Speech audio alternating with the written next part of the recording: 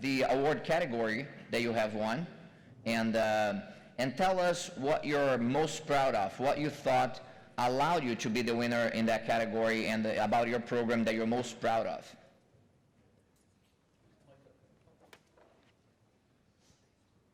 Morning, everyone. So Brian Cook, I am from Philips Lighting, formerly part of the Royal Philips organization. As of last year, has split off in its own IPO, and it's an independent company as of last year.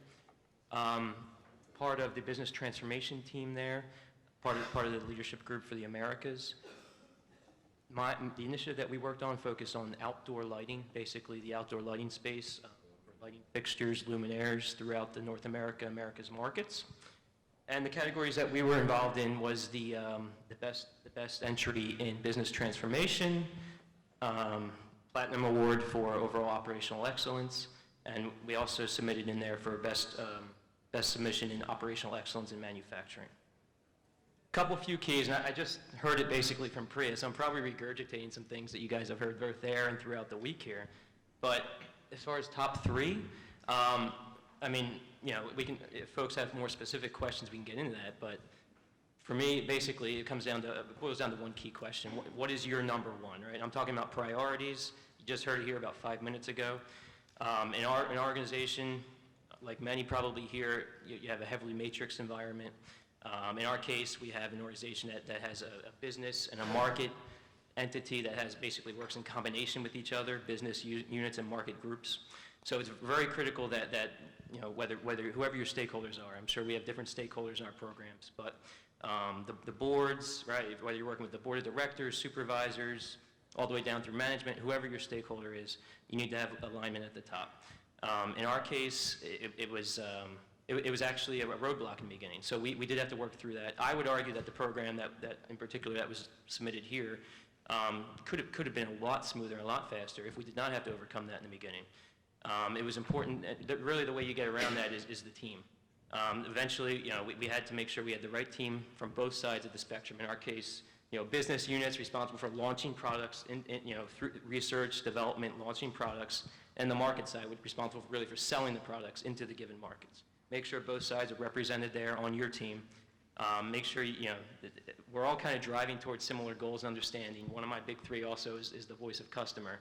But, you know, depending on the language that people speak, I'm talking organizational language on both sides of business and the market, what have you, you really need to make sure you have the right team there to align that.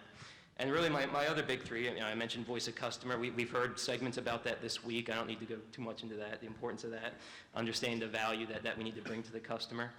That was critical in ours as well. I mean, we really had to align people there, especially as you scope out further and further and you do large, broad, organizational-wide programs. You know, if you want to say end-to-end, the word that's, you know, beaten to death, you need to look across cross-functionals, right? You need to bring all those functions together and make sure you have the voice of the customer to align that. Speaking of that, cross-functionally is the number three for me. So having a well-rounded team that is cross-functional, bringing them into the fold, having experts in given areas. In our case, you know, it went everywhere from sales, marketing, operations, supply chain, technical support. You really have to have stakeholders from all of them involved and have them involved in understanding what's going on. You know, we may argue that, you know, how do we get all these resources? How, you know, the organization's not going to allow for that. But again, prioritization. If it is that key to the organization, if that is the number one, then you have to make it, like Priya just said, you can't do these things on the side, right? We can't have truly impactful programs if that's what's critical for your business, to just do it on the side and think an OpEx team can just handle it. It really has to be, you know, at the top of everyone's agenda. So those are really the big three for me. Let's go to the top and then we'll work our way back. Hi, Morgan Porter. I'm the CTO for Mentis Neurohealth. And Mentis Neurohealth is a specialist in traumatic brain injury, so we focus on rehabilitation. And the category that we won for is digital transformation, taking our healthcare processes and digitizing those. I think the top three things reflecting on our project that were really key for us. The first was using a cross-functional team, and that's something we found invaluable. We, from the very beginning, we took a mix of technical people and people in the trenches, nurses and doctors, and plugged them right into the team. Made a tremendous difference. The second thing we did is we took an Agile approach to the project, which made a huge difference. So starting with a bare minimum product was really the key to get people to think about what they needed. One of our big challenges is we weren't sure what a solution was going to look like when we were finished. We had some rough ideas, and we knew how we did it before it was a digital process, but nobody could visualize, including our cross-functional team, what that thing would look like when it was really optimized. So take time to start simple, let people work with it, play with the software, and then add complexity over time once they're better educated. And I think the third key for us was the way we take a project on now is a little different from a roadmap viewpoint. We start, originally we started with the idea of, well, we're going to take 6 months and build this software for this particular application. And what we do now is we say, we're going to build something in 90 days and start using it, and then take another 90 days to optimize that. So the real payback comes when you have that minimum viable product up and running, doing its job, and then you start to optimize. That's where we found huge payback. Good morning, I'm Kerry Williams from Singapore Telecommunications, Singtel. We shared our win with Cognizant in the category of innovation. So I think the question that you asked us was around what we're most proud of about our entry. I think what's been really interesting for us is that we are a traditional operational excellence team that's very much viewed in the business as, we focus on process, and that's what we've been doing for a number of years since 2009, and we've been doing that very successfully. But we've now been able to change that as the world is changing, as the business needs are changing, and actually really put a big focus on innovation and match and marry up what we do with process with innovation, and introducing a really strong innovation process into the company that is delivering meaningful financial results now, as well as engaging a mass audience within the organization to think differently, do differently, and get different results. So I think that's one of the things that we're most proud of with our entry, is that ability to move from being seen as process people to being able to integrate with innovation. Morning, everybody. My name is Devendra, Chief Quality Officer for Wipro, and the award which we won was the only award which was in so-called, I saw that written there was People Award, probably the individual category, so they couldn't think about, so it written their People Award.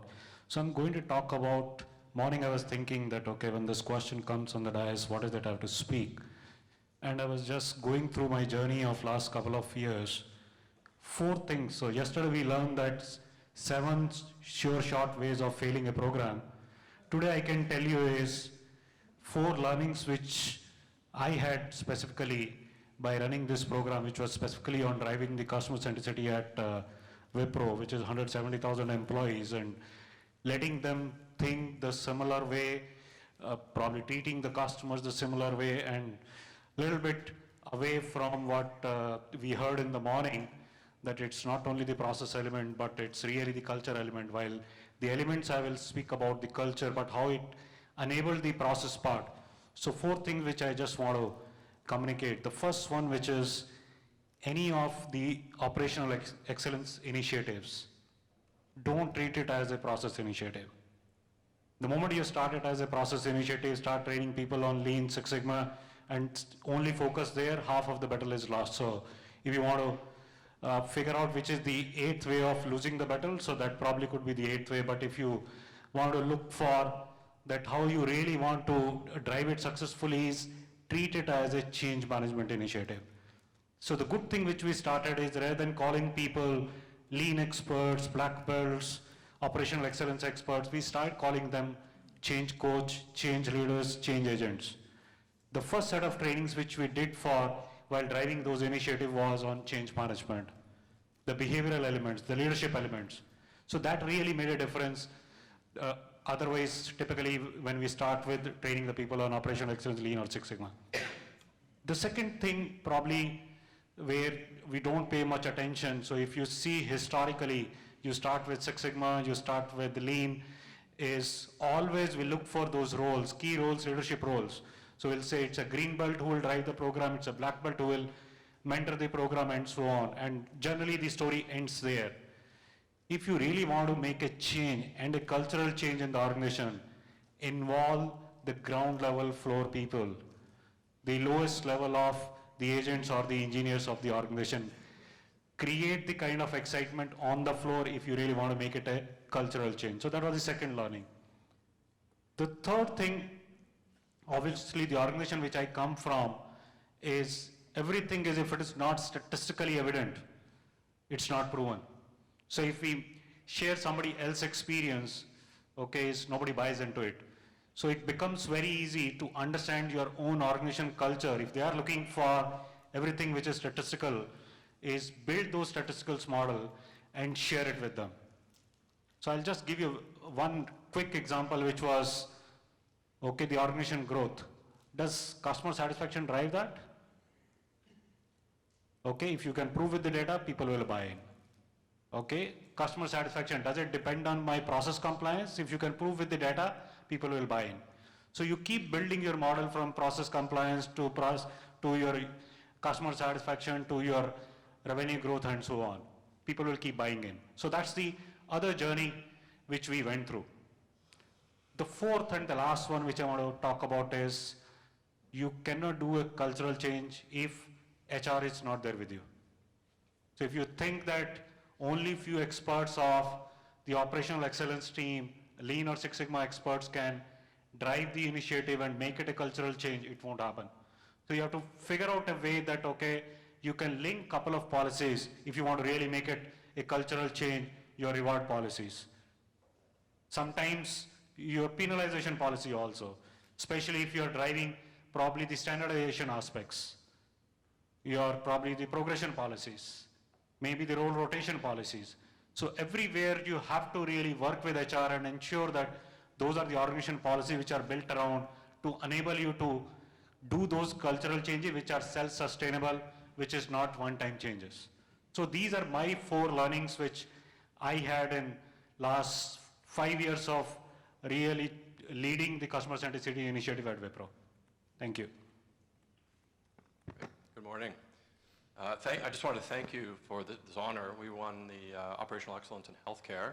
My name is Michael Caesar, and I'm Senior Director for Data and Implementation Science at University Health Network in Toronto. Any Canadians here? I saw some on the list. Wonderful, thank you.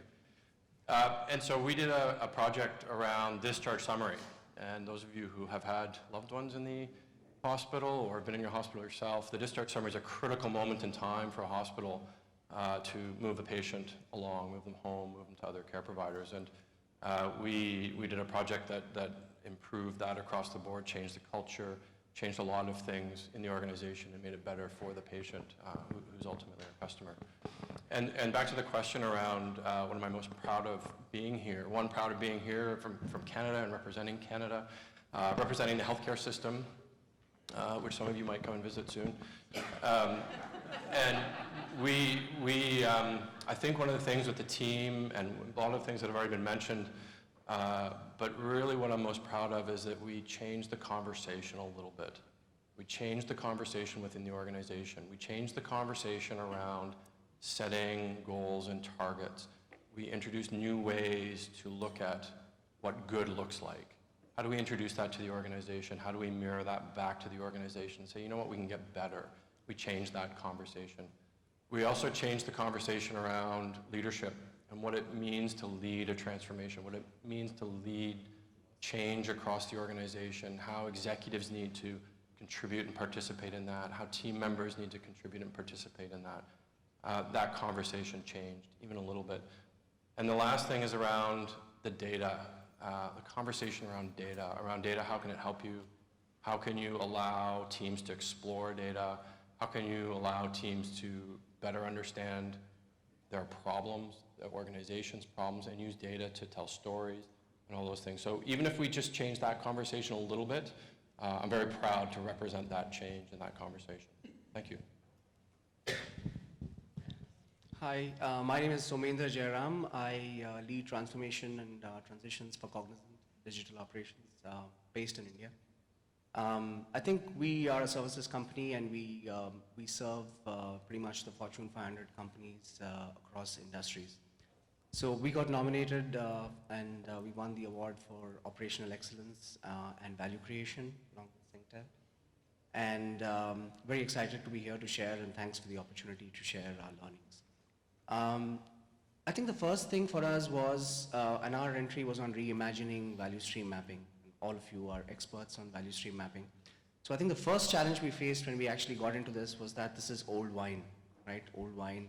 And where's the new bottle, first of all, right? So that was really the first challenge. Industry has been there for a long time. Everyone's seen these tools. So what's new? I think it took us a long time to explain and to find out how value stream mapping can actually be used as a foundational tool to drive, improvements beyond just non-value add. So I think if you look at the model that we've actually put in, we're saying it's just not a non-value add sort of a remover, but also it can help you identify opportunities around risk, right? So we've used it extensively to identify control steps within a large process and improve compliance and risk. We've also used it to find out huge automation opportunities. I think automation and technology is all pervasive, and I think now that was another big challenge that we used VSM to solve. And then actually move beyond it to actually move into a platform discussion with clients as well. So I think the fact that the biggest learning was that it took us a lot of time to get people on board in terms of how this is a means to get to an end rather than an end by itself. And it sort of echoes with some of the things that I'm hearing across the team. The second big learning was, on reusability. All of you would have done value stream maps on walls, papers, very attractive stickies, etc. Now, while that is a big positive and it just engages a lot of people, it also is a big challenge in the sense you don't get continuity with some of those numbers and metrics and ideas. And we're in an industry which has turnover. I mean, we have every 3-4 years, you would have a completely new team. So again, what we were seeing is that a lot of these things were getting redone. A lot of the ideas were getting regurgitated. So we needed to look at a digital way of actually solving and putting down a digital value stream map repository. We looked around and we actually found out that there weren't too many things that were actually able to get this. And this is where I think the cross-functional team helped really well. So we got the technology team in and we actually made our own digital repository called AdPart to actually put all our value stream maps in, tag them, and actually make them reusable. I think we got a huge amount of speed to value with that initiative because we were able to quickly replicate across many clients, and then the processes were very similar. We also took a service line view towards improvement. So I think those were two big learnings and big reasons why we were able to scale up fast. The other big thing was the clients, right? The clients themselves were all our clients were getting tired, and many of you in the audience as well, were getting tired of seeing different flavors of improvement, right? Someone comes with only a process view, someone comes with only a automation view, a third person comes with a workflow view. So I think what we try to do is really use the value stream mapping as a very foundational tool and integrate multiple methodologies into a unique way of driving value for the client. I think that really resonated with a lot of clients. The last thing which I'd like to share is around engagement. I think no initiative can be successful without engaging multiple layers in the organization. And I think the learning here is that every layer probably doesn't get the same value out of the same initiative. And I think all of us, when we're driving change, needs to find out what is it in that initiative and project and program that resonates with that layer of the organization. If you look at value stream mapping, obviously, it's the whole engagement and the energy at a lower level which resonates with that team. They need instant recognition, a lot of awards and competitions that work at that level, and we did a lot of that. As you go above in the organization, I think the questions become more of how is this becoming of strategic value to us, right? We're doing a lot of these projects, but is there any institutional knowledge getting built up? So I think the effort was around how do you package this into intellectual property which you can actually use for strategy.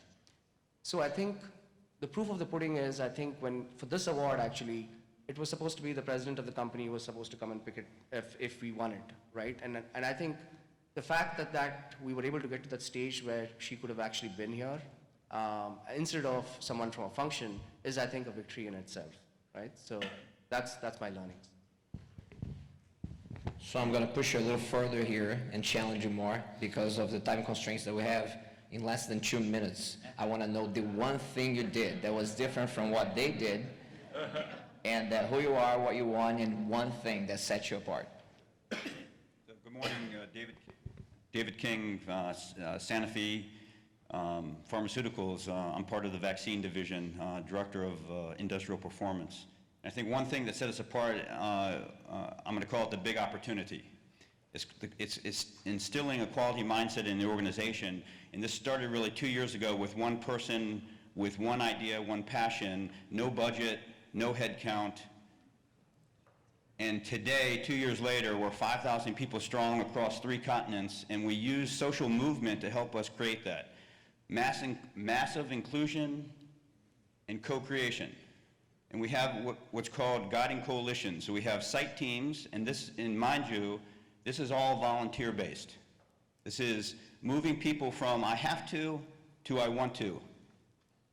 So this is above your day job, right? So we have site guiding coalition teams, and we have a global guiding coalition team. This is a year commitment, and every year we transition to fresh ideas, new people to join those guiding coalitions to create improvements, or what we call wins.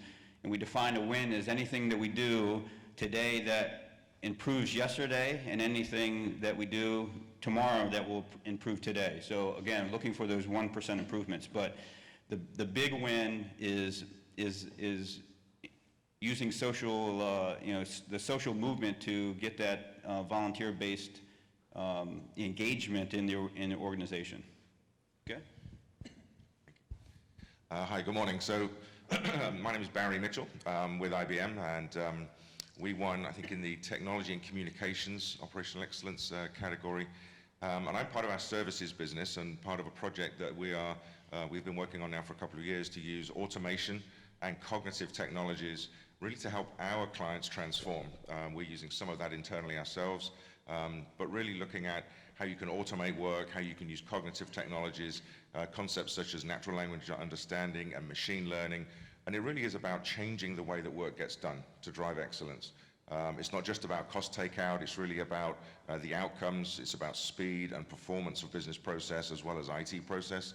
And I can certainly echo some of the themes that have been talked about around multidiscipline teams. You know, one of the things from us is making sure that when we automate something for a client, we're not automating a bad process, so you've got to apply some lean and some continuous improvement around processes to make sure you're automating the right things. But I think the one thing that is somewhat unique I haven't heard yet is, as we build these solutions around the platform that we've got, it's what we call design thinking. So design thinking in IBM is something that's really taken hold of how we think about delivering service and delivering products to our clients, and taking a very user-centric view. So if you think about how cognitive and automation will change the way that work gets done, you have to think about the people that will be doing that work and how does it feel to them, and how can we enable the performance of those individuals who then contribute to the overall operation of a business. So that's really where we're focused. Talking about multidisciplinary teams, I do have one of my colleagues here who's from our research lab actually in China and flew over for this event. So I'll give Jerry the mic here for a couple of seconds as well. Thank you. Hi everyone, this is Jerry from IBM Research, actually represented the IBM Global Research team from China, from India, from US to getting this award. So basically the one takeaway, as Barry mentioned, I want to highlight is from the cognitive automation program through the research innovation, right? It's about all concept of cognitive by better understanding of what's the opportunity that we can leverage to drive the automation happen. And basically by understanding of what's the input from human, from the understanding of the natural language, from the unstructured document, and from the a lot of this kind of outside world happening, is to drive and the reasoning approach to what automation action should be happen, to orchestrate them together. And last thing from the cognitive perspective is learning, right? The continuous learning from the feedback from our customer, from the end user, and from the automation result. And all this data driving to continuous improvement to drive the operation excellence. So it is about understanding, reasoning, and continuous learning powered by cognitive technology from IBM research team. So it's kind of a global collaboration and the kind of continuous innovation happening, and also by the leadership driving this happen. I'm proud to be here, and thanks for everyone. Thank you. My name is Blaine Taylor. I lead corporate operational excellence programs for NextEra Energy. We won the Cultural Transformation Award for Operational Excellence. I think you said one thing, so I'll have 1A, B, C, and D, okay? So. In less than 2 minutes, okay.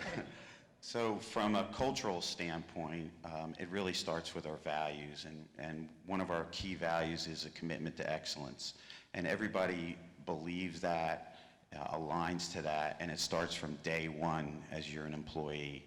You are given a history of the operational excellence culture within the company, and you, from that day on, you build upon that. So we have many quality programs throughout the company that people take from white belt, yellow belt, green belt, black belt, master black belt. We have executive belt programs. There's not a person within the company at any role, at any level, that can't look at what we have and say, this is where we fit and this is where I need to build my quality mindset and be part of that culture. And we continue to do that. It really starts with the leadership. Our CEO is a black belt, our EVP of HR is a master black belt, EVPs, other black belts, staffs. You cannot be a general manager at NextEra Energy without being a certified black belt. You can't get promoted as a wind technician without being a certified yellow belt. Many of our roles require those certification as foundational developmental opportunities built in. And we have visuals as far as our certification. People wear badges as part of our culture that are colored based on the level of certification you have. So they're very proud to receive those badges, and it's a visual indication of your level of expertise in the operational excellence arena in delivering for the business and for the customer. The other aspects are knowledge sharing. We have a robust knowledge sharing, and that's really changed our culture and how we solve business problems. We become more nimble in how we solve those problems almost instantaneously, and we're able to, anyone, anywhere, anytime, can ask any question to a network, and we have a quality network of over 4,000 people. So somebody can post a question to that network, and that network of 4,000 people can collectively help solve that business problem very quickly. And that's really changed the way we do business. Not everything's a project, and that's changed our culture. And that's actually been from a cultural standpoint, that's been a talent identification process or opportunity for leaders. Now we have the abilities as leaders to identify people that may be sitting in Iowa in a wind farm at the top of a wind turbine, and they don't know that person, but that person's now active in the network, and they want to know, those leaders at VP wants to know who that person is, and there's been people directly promoted by that change in that identification of those people and their engagement in solving business problems. The other thing is around strategy execution. It's about aligning our strategy and the work that we do to our strategy. So we ensure that we have perfect alignment in what we do and who's working on what to deliver for those results, to deliver for our customers. So we have that alignment. And then events, the last thing is, that's 1D, is around our quality events. It's not a one and done. We have quality events that go on throughout the year. Our C-suite are the judges for our quality awards that go on through the year. We have certification awards. We have excellence awards. I run a Master Black Belt Summit that I run like a conference, just like this, that we invite. We have a Quality Expo that we have over 3,000 people attend.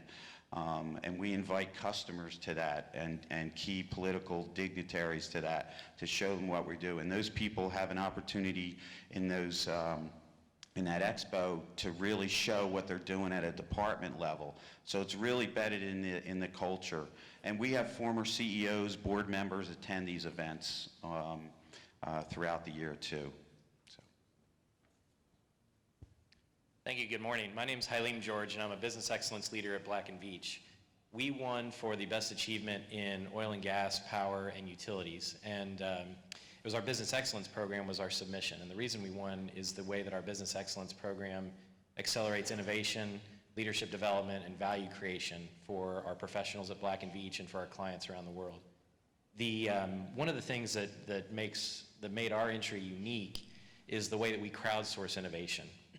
And what I mean by that is, if you look at the history of our business excellence program, it's been around for over a decade. And it started with about 24 folks going through training. And those folks were identified by senior leaders. And what we've come to realize over the years is that senior leaders, HR, even the core team that's in the business excellence program, none of us know where the most successful innovators are across the company. So what we've done over the years is we've actually opened up the program to any of our professionals around the world. That resulted in last year over 2,000 professionals engaging in business excellence. We recognize these folks. We have a belt system similar to what some of the other folks have mentioned, but it's not required by anybody. Our professionals have recognized that the business excellence program is a way for them to get things done. It's a way for them to accelerate their own exposure to leaders and accelerate their own career development. We've got mechanisms in place where we get ideas from those professionals, and what we find is the professionals that go through our program, about 15% of them will go on to successfully lead an innovation or improvement project. And while we get ideas from all over the world, we prioritize those ideas based on two main things. One is speed to value, and what I mean by that is how quickly can we get to the value that's in the idea. Our business is changing, all of our businesses are changing more rapidly than they ever have before. So we no longer have time for the 3-year IT project. Our business is going to be completely disrupted by the time we get that project completed. So we look at how quickly we can get to value. And then we have a fundamental element of our program is process ownership. So we don't go to the dance uninvited. We want to play in areas where we have clear process owners, strong champions, because that helps us get to value more quickly. So our program, as I mentioned, it's been around for over a decade. We're very proud of the success we've had. We're very proud of the continued growth and demand we have in our program, not only from our professionals at Black & Veatch, from our clients around the world. We're very proud that we've been able to maintain the program and actually grow the program over the course of the decade, where most programs sort of stagnate or capitulate after 3 to 5 years. We're continuing to see more and more growth and more folks get involved. Well, I have 1 minute. Ricardo Westard, Johnson Controls, and Enterprise Leader for our global manufacturing operations. I think that the first thing is to really big thanks to BTOES, the speakers, and all of you.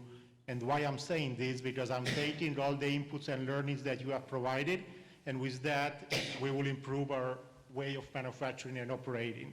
So thanks for that. Second is we don't have priorities. We only have one priority, and it's one way of manufacturing. It's not 1.1, it's only one way, but that one way was built with the voice of all our internal customers. That's the second thing. My customer, it's not my manager. My customers are not my peers, VPs of ops, or directors. My only customer is my plant managers. Because each of those, and we started this with 300 and plus sites around the world, were the ones who own, who drive, and who champion that one way of manufacturing down to the shop floor. That is where all my effort is on, and my policy is a 24-hour response to any of their questions. That's what I honor. And last thing is that we love and we celebrate when we see something that's red and when we find waste. We love waste, because if somebody mentions that something is red or have identified a waste, then we have an opportunity to improve it and not continue to losing. Thanks. Very well. So one of the things I want you to do is to take a good look at them, because these are the best of the best, and they have tremendous depth, and for sure we don't have the time to explore all the depth, but it's something that you should try to touch base with them and learn on one-on-one what are some of the things that they have done that are very unique. I also want to give you an opportunity to ask questions. So we have a few minutes left here. And instead of me asking questions, I wonder if in the audience, if you have, maybe you're starting a program and you want to know, what are the best things to do, or you have perhaps a mature program that has flattened out in terms of interest. What are some of the questions that you may have to the panelists from the perspective that they have done this more successfully than most other organizations have? And what can you learn from them? Are there any questions out there?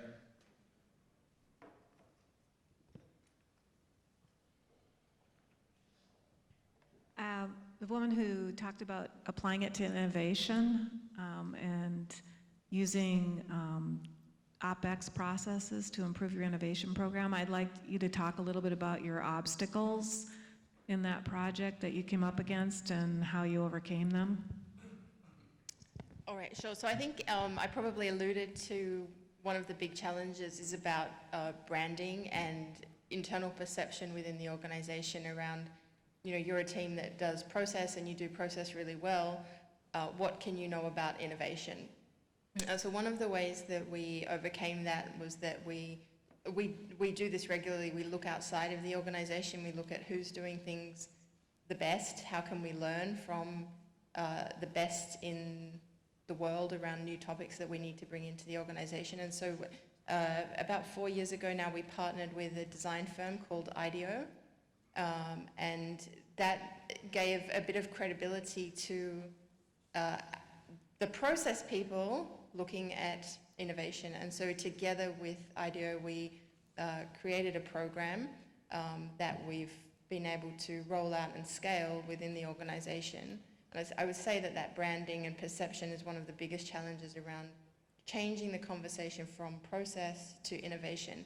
And actually what we learn and what we know to be true and what people in the business are learning to be true is that actually you can't innovate unless it's from a stable base, right? You need your processes to be in control. You need your people to know how things run so that they're not firefighting every day, so that they can free up some headspace to do innovation. And so I think that perception that process and innovation don't go well together is actually not true. And it's one of the myths that we've busted in the organization, and we're seeing results from that. Excellent. What other questions we have out there in the audience? Good morning. I'm Jill Royston with W.L. Gore, and I was curious about structure. So if you were starting from scratch and pulling process and data and continuous improvement under an umbrella, where would you recommend that it sit in the organization? Who would like to take a stab at that? Yeah, in our case, it sits everywhere. And it's embedded in all the job descriptions under operations and manufacturing. It's not, in our case, SWAT teams going in. It's everyone doing that function, that role, and we ensure that those capabilities are built. Certifications are part of it, and everyone is the focus. So it's not under one specific area. Just an example, at our organization at Black & Veatch, our business excellence team is actually embedded within one line of business, but supports the entire company. So my more direct answer would be go where you've got air cover. We've had opportunities to reorganize where our business excellence program resides, maybe move it to more of a corporate function or to a different business line. We've elected not to do so because we've got such great air cover within the business line we're in. We've also found that has not been a limiter we're getting other areas of the business involved because of the great results that we have. Folks in other business lines recognize those results, and they want to participate, despite that we're in a different part of the organization. So in short, go where you've got the best support and the best air cover to get to value quickly. I'll just piggyback on that. But I agree with both of those points just made. In the case of Philips, it's a bit of a hybrid, I'd say. We are an umbrella organization known as business transformation, kind of a buzzy word you see here in the title of the summit as well. But at the same time, we're responsible for driving. You heard about lean and continuous improvement, Six Sigma, all those programs into the functions of the organization. So it's going to depend on the profile you're talking about. Maybe is it a startup with very few individuals? Is it a heavily matrixed organization with thousands and thousands of people? You may need a hybrid approach, right, where you have kind of that umbrella, maybe as a corporate entity, as was just mentioned, kind of driving the change in the behaviors, and then kind of the functions kind of embedding the toolkits, the ways of working independently in their own roles and functions. Very well. We have an opportunity for one final question. Right there on that side, if you can get the mic there, please.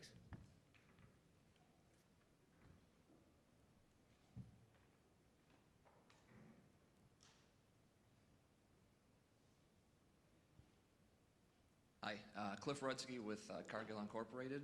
This question is for, I believe, the energy guy. But you had mentioned that it was a requirement. It was a requirement for your upper management to be certified black belts. Next era. For a company that is trying to implement this, what would your advice be, as well as what was your strategy to implement that? Sure. At NextEra Energy, we're fortunate because we've been doing, quality's been embedded in everything we do for the last 30 years. In fact, NextEra Energy, before it was called NextEra Energy, was primarily focused in Florida as Florida Power and Light, and we were the first company outside of Japan to win the Deming Award. And at that time, there were no real requirements for certifications per se. Then we built the Six Sigma program and realized over time that there was value, it was important for the leaders to walk the walk and talk the talk. And they grew up through the company and saw the value proposition that they were delivering, and that skill set was important to them. Not every executive within the company has that level of certification. So because we hire on the order of 1,500 people a year, from a cultural standpoint, our culture is constantly evolving. So we developed additional programs for those people that are more senior, that it didn't necessarily make sense for them to go through a yellow belt, then a green belt, a black belt. They're more at the sponsor level. So we developed an executive belt program. What we're finding now is those people that are coming in at more senior levels, and we go through the executive belt program, they actually want to go back and start and take a yellow belt class. So now we have people that have gone through yellow belt program, or excuse me, executive belt programs, or want to know more because they see it's a value for their organization. They want to have a better knowledge and understanding to support the people within their own organization to deliver on those results. So while it's required for many of the roles, it's not required for all, but the culture drives that for people that want to take the training, want to develop professionally, and then also want to be better leaders for the organization. Very good. Well, thank you very much for your time here. I'd like to give a big hand to the award winners one more time. Thank you. Thank you very much, Peter.